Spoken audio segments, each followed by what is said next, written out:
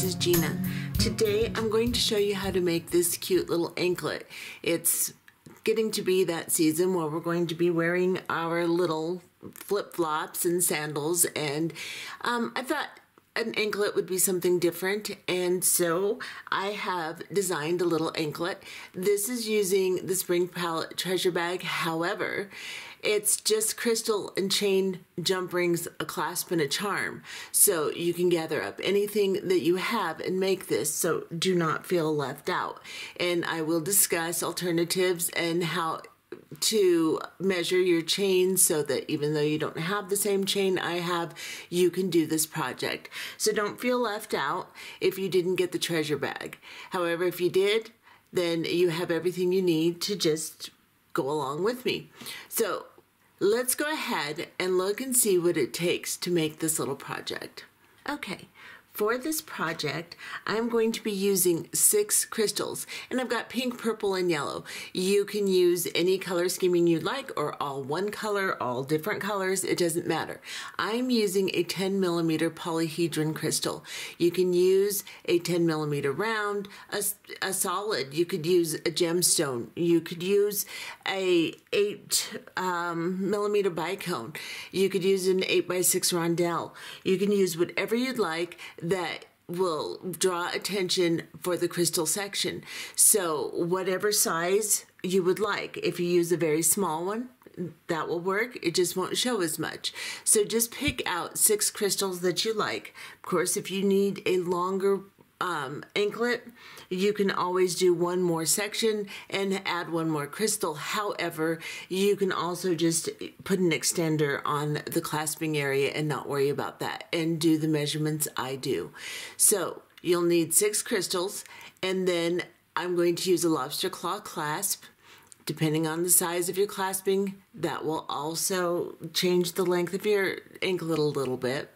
Then I'm going to use a charm. I'm going to use this little enameled butterfly charm in the pink and purple that was in the treasure bag, but you could use almost anything that you wanted to use. It doesn't matter. If you have a charm, it'll work.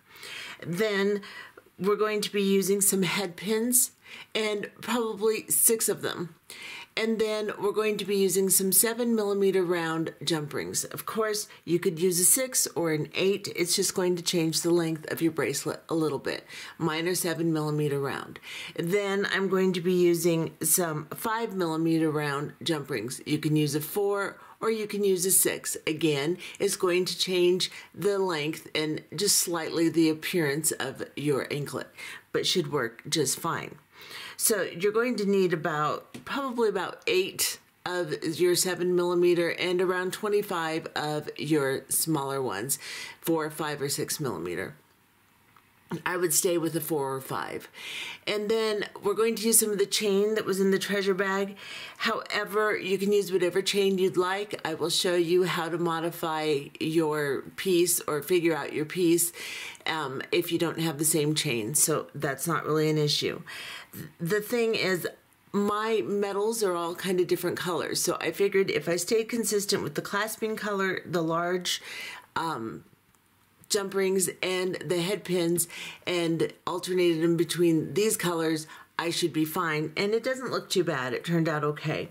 So don't worry too much if your tones aren't exactly the same. Just try to keep at least 3 components the same. And then just as a tool, we're going to have a couple of straight pins out. I have these little ball straight pins, and I'm going to use them just to kind of organize my chain and hold it in place. So a couple of just out of your sewing kit, get a couple pins out. Then you're going to need 2 pairs of flat nose, or a flat nose and a chain nose, something like that. And you're going to need some flush cutters and a round nose plier. Let's go ahead and get started on this project. Okay, the first thing we're going to do is we're going to cut sections of chain that will make the actual diameter of the bracelet, and we're going to cut little segments to make the little swags on the bracelet. So what you want to do, no matter what chain you're using, is you want to figure out how many links are going to basically make up an inch. I have figured out that mine is about 8 links that make up an inch. So you want an even number. So if you go a little bit over, a little bit under the inch on your particular chain, that's okay. You just want it to be basically, you want that to be a guide for how many links you're going to need to end up with basically the same design that I have. Then you're going to count your links, 1, 2, 3, 4, 5, 6, 7, 8, and put a pin in it. That is what I have determined I need is 8 links. So I'm going to put a pin in it, and then I'm going to cut the ninth length, or the ninth link, off, and continue making 6 of these pieces with 8 links. However, this is an unsoldered chain, so I could open the links. These are twisted links though, so when I try to put it back on, they distort a little bit. So I'm just going to cut. You're going to lose a link, a little bit of your chain doing this.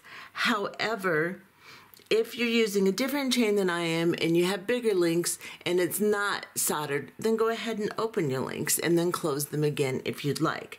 That's completely up to you. But I have cut one off, and then I am going to continue cutting lengths of 8 links until I have 6 of them, and we'll be back. Okay, so I have cut my 8 link pieces of chain. Now we're going to do the same thing again, but this time we're going to make 12 of them, and they're only going to be half the length of the links that we did for our original longer pieces. So if you have a chain that you had to have 6 links for because it's bigger than mine, then you're going to cut 3. In the case of our chain here in the bag, we're going to cut 4 because we cut 8 links. So you're just going to make sure it's an even number, of course. That's why the first one had to be an even number, and divide the first one in half, and that's the number of links you'll use for your next 12 pieces that you're going to cut. So I am going to use 4, of course, because I cut 8. So I'll just count my 4 links. I have my straight pin here. 1, 2, 3, 4. Put my straight pin into my bead mat on the 4th one. It'll hold it nice and neat for me. I can hold onto that pin and cut my next length. My next link. And then I am going to just set it aside, and I am going to make 11 more. So cut 12 lengths of chain, half the size of your first 6 lengths, and we'll be back. Okay, so now I have cut my 12 links, or my 12 lengths of 4 links, and set them aside next to my longer links, just like this. Now I am going to show you how to make a component that we're going to need for our next step. So you're going to take one of your crystals and one of your head pins, and let me rearrange just a little bit, get you in here, and we are just going to drop this crystal onto the head pin and grab your round nose pliers. Then place your round nose pliers right on top of that crystal, just a little ways down your pliers, because you don't want a really large loop, and the diameter of your pliers is going to determine that. So the closer to the end you are, the smaller loop you get. Place it on top of the crystal, and then hold your pliers so that they are parallel to the bead mat, and then just push that wire over the back portion of the plier. Then you're going to turn your wrist so that your pliers are now standing vertically like this, and you're staying right into that bend that you just created. And then you're going to bring the long portion of the wire over the top of the plier now, and then bring it also down, turn your wrist, and go under, just making a loop. So you're just forming a circle around this part of the plier. Then when you take it off, you have a little loop that looks like this. If you feel like it's a little too big or misshapen, you can kind of shape it with the tip of your pliers. Then we're going to pick up a flat nose plier, and we're going to hold this loop with the flat nose plier, just like this. Now I'm going to switch my hands just because I wrap better with my right hand. So I am going to hold this in my left hand, just by flipping it over, making sure that my long length of wire is parallel to the pliers, basically the same angle, just like this.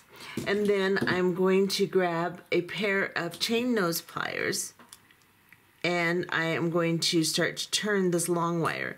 I'm going to start up very close to my pliers and then move down towards the bead, just placing one coil on top of the previous one until I have gotten to the point to where my crystal's on there pretty tight. So it's not moving around, just like that. Let me get you close so you can see. This is what we have. Now I'm going to put this back in this little loop here, and I'm going to grab my flush cutters, and I'm going to get as close as I can and cut that. And it flew. So it's probably best to hold it in your fingers so that you can make sure that you guard that from flying into your eye. Wear some safety glasses when you're cutting chain and doing this. So now we've got this little tiny tag here. I'm going to take my chain nose pliers and I'm just going to push it in to the coil so that it's not pokey, just like that. You're going to make 6 of those. So all 6 of your pieces of crystal, whatever you've chosen, go ahead and make 6 components, and we'll be back. Okay, so I have made my 6 components, and just determine what your color layout will be. Now, if you're using all one color, you don't have to worry about it, but if you're using different colors, then you may want to lay out how you want it to look. And I've decided I want to do purple, yellow, pink, purple, yellow, pink. And then I'm just going to move these aside, and we're going to make little components with the crystal component we just made. So what you're going to need to do now is get your 5mm or your 4mm jump ring, and you're going to place it in your plier to where your opening is on one is center right here, and your plier is on the other half. Grab another pair of pliers and just open it like this. Now, let me back off just a little bit. I'm going to drop my component on the jump ring, and then I'm going to pick up 2 pieces of the 4 links that I cut, and I'm going to drop the end link of one on, and then I'm going to drop the end link of another one on,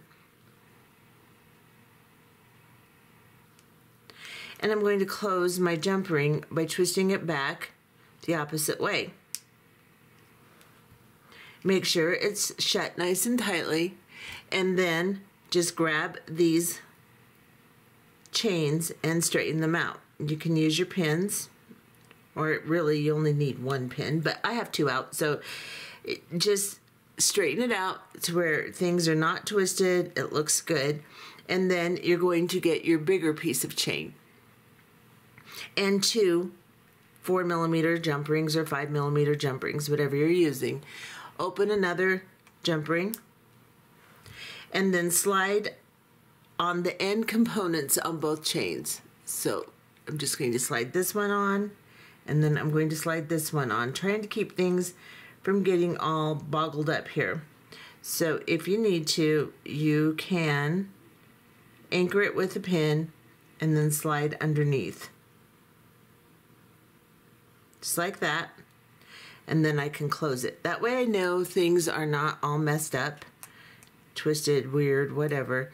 And then I'm just going to close that jump ring opposite the direction that I opened it. Just twisting motions, and then I'm going to straighten this back out.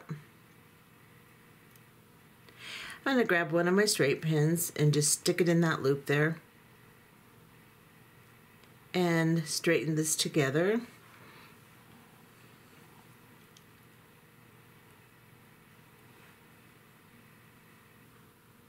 Then I'm going to open another of my smaller jump rings. Open it. I'm going to slide it on the end chains like this. I'm going to take my pin out and lift this up and close the jump ring.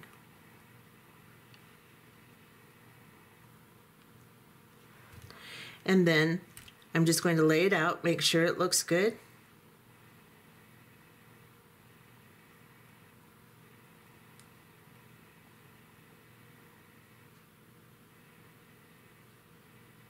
And that's what that should look like, just like that.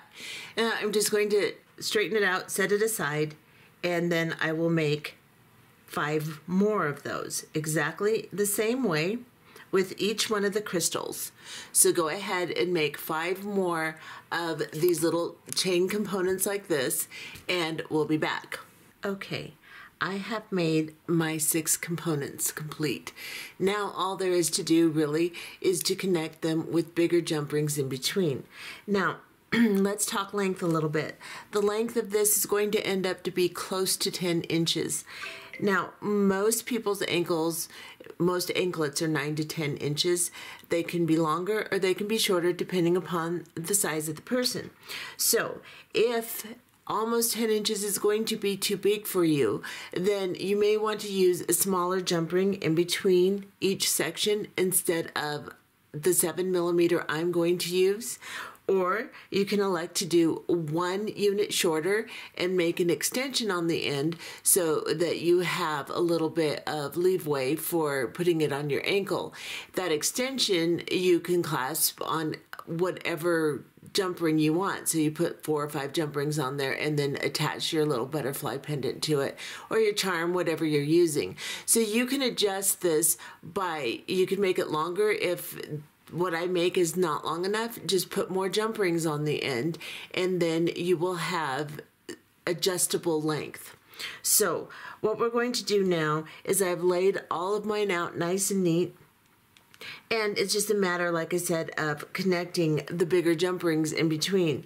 And again, you can use a smaller jump ring also to get a little bit shorter length. I'm just going to scoop up 2 pieces like this on my jump ring. Let me get you in closer. Just like this.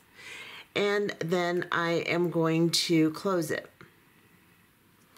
Then I'm going to lay it back out so that I can make sure nothing is twisted, everything looks good, and then connect my next jump ring.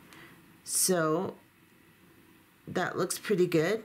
So now all I have to do is connect these 2, and then connect these 2, and then connect these 2, and we'll be back. Okay, so you can see that I have connected all of my components with jump rings in between, and now I just have to deal with the ends of my anklet. So what I'm going to do is on this end, I'm going to use a little bit smaller lobster clasp than I did my original design with, which I'll show you in a minute.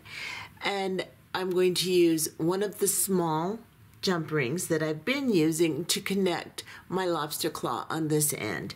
And then on this end, I'm going to use 2. You can use as many as you want to make up the length that you need or to make an extender. I'm going to use 2 big jump rings for mine and a small one to attach my butterfly.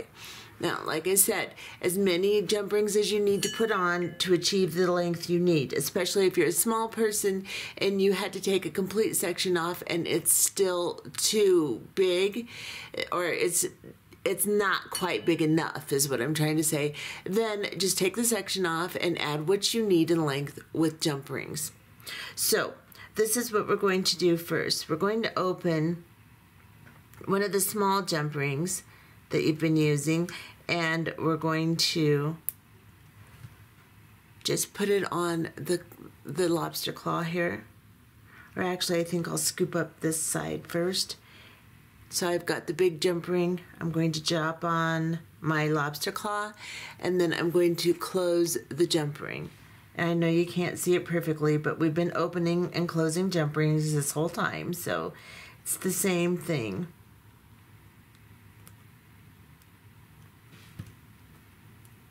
And now I have my lobster claw on. You want to make sure that before you do that, you have everything laid out nice and neat, because it's going to get kind of jumbled up after you do that. But you want to make sure that as you put everything together, you don't have any of your chain crossed or weird so that it dangles funny. Now this side of my bracelet hasn't been messed up, so I can work on this side too and not worry about what I messed up. So I'm just going to open a big jump ring, and then I'm going to slide another jump ring on it, two of the big ones, close this one, then I'm going to open this one and slide it onto my very last jump ring, perhaps. Let's see if I can coordinate here. And there we go. And close that jump ring. And hook together as many as you want. Hook it on there. And then I'm just going to open a small jump ring and put it on my little charm here and put it on the last link.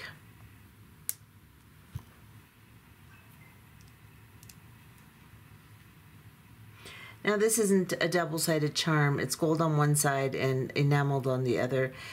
On this particular thing, a double-sided charm would be nicer because it's going to dangle around and hang on your ankle and, you know, turn and do things like that. So now I can just arrange and see what I've got.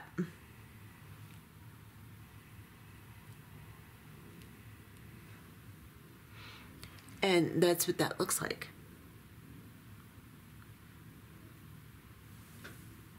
Okay, so I have put out my original piece that I made while designing this, and you can see I put a little bit bigger lobster claw on it, so that also will lend a little bit more length to it. So if you need to make it a little smaller and it's too small, then you can add a bigger clasp, or if you need to make it bigger because this size isn't big enough, add a bigger clasp.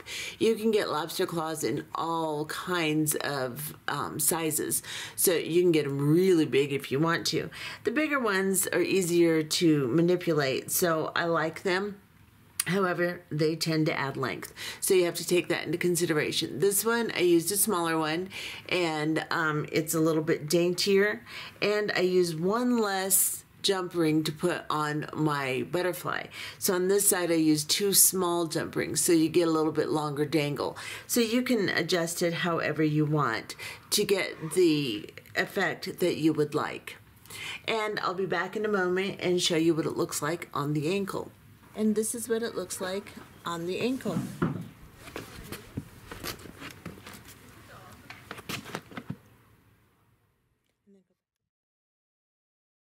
Okay, so that is our project for today.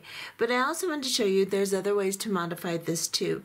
You could also hang little charms like these little flowers. You have some in your treasure bag, or I have some online if you want some. You could put the little flowers in between like this also and make it a little fuller, or just make another crystal component, maybe a smaller crystal, and hang it from each of the bigger jump rings. So you can modify this in lots of ways. You can make this dangle longer. You could just do a couple beaded components and dangle it from the jump rings, whatever you'd like to do. You can modify this in a billion different ways and use different color metals. You could use two colors of metals. You could use silver and gold, or platinum and silver, or whatever, and you can make this very boho looking, or you can make it very sparkly. Lots of things you can do with it. So I hope you enjoyed this tutorial, and we'll see you next time. Bye-bye.